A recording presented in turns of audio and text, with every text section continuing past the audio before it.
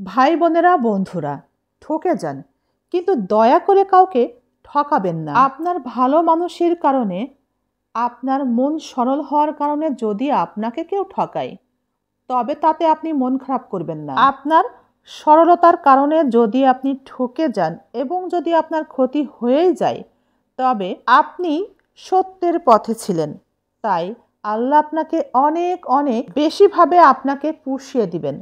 কিছুটা আপনি জানতে পারবেন, আবার কিছুটা আপনি নাও জানতে পারেন। অর্থাৎ কখনো কখনো আপনি টের পাবেন, কোনো কোনো বিষয়ে আপনি টেরই পাবেন না। তাই যারা ঠকে যায় তারা কখনোই কিন্তু হারে না, তারাই থাকে ঠিক পথে, আল্লাহর নির্দেশনার পথেই তারা থাকে। কিন্তু যারা ঠকায় তারা শয়তানের পথকে অবলম্বন করে, অনুসরণ করে, তারা আসলে শয়তানকে সেজদা করে। তাই ঠকে যান, কিন্তু কাউকে কখনোই ঠকাবেন না। শোনেন, বদ অভ্যাস ছাড়াটা অনেক কঠিন ভাই। কেউ আসলে প্রথমবারেই ভালো হয়ে যায় না। প্রথমবার ধরা পড়ার পরেই দ্বিতীয়বার যেন ধরা আর না পড়ে, সেই ভয়েই সে আরও বেশি ভালোভাবেই সতর্ক হয়ে যায়, আরও ভালো করেই লুকাতে শেখে, লুকানোর জন্যে নতুন নতুন কৌশল শেখে, গোপন করার নতুন নতুন পদ্ধতি শেখে। মানুষ আসলে বদলায় না, মানুষ নিজেকে গোপন করার পদ্ধতি বদলায়।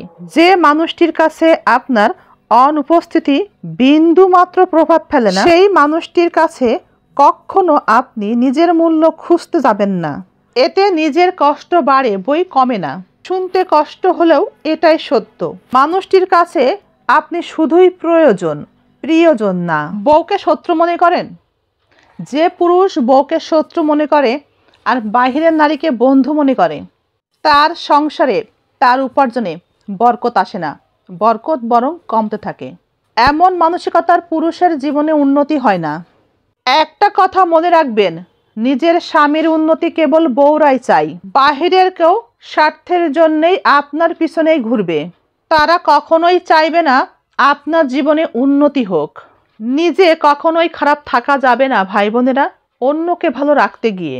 দিন শেষে দেখা যায় সবাই ভালো থাকে, সবাই নিজেকে নিয়েই ব্যস্ত থাকে, কিন্তু আপনি যে ভালো নেই, আপনি যে এখন ভালো নেই সেটা নিয়ে কারো মাথা ব্যথা নেই।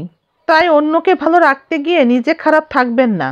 দুনিয়াটা আধুনিক থেকে আরও আধুনিকের পথে যতই এগিয়ে যাচ্ছে, মানুষ ততই বিবেকহীন হয়েই পড়ছে। তাই অতিরিক্ত ভালোবাসা, অতিরিক্ত বিশ্বাস, অতিরিক্ত কারো উপর আশা করাটাও ঠিক নয়। তাহলে আপনাকেই একদিন অতিরিক্ত কষ্ট পেতে হবে। কিছু কিছু মানুষের কাছে আপনি কখনোই ভালো হতে পারবেন না, কারণ আপনার কাছে কি এমন আছে তাদের দেবার মতো? তাদেরই বা কি এমন আছে নেবার মতো আপনার কাছে? আসলে আপনার কদর অন্যের কাছে ততক্ষণই আছে যতক্ষণ আপনি তাদের কাজে লাগবেন, এটাই বাস্তব। আল্লাহ তাকে দিতে দেরি করেন যার চাওয়াটা আল্লাহ পছন্দ করেন। তাই হয়তো স্বপ্নগুলো পূরণ হয় না, জীবনের চাহিদাগুলো পূরণ হতে চায় না, জীবনের কষ্টগুলো যেতেও চায় না।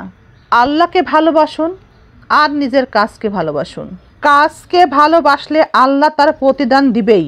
মানুষকে যদি ভালোবাসতেই চান, তবে প্রত্যাশাহীনভাবেই ভালোবাসুন।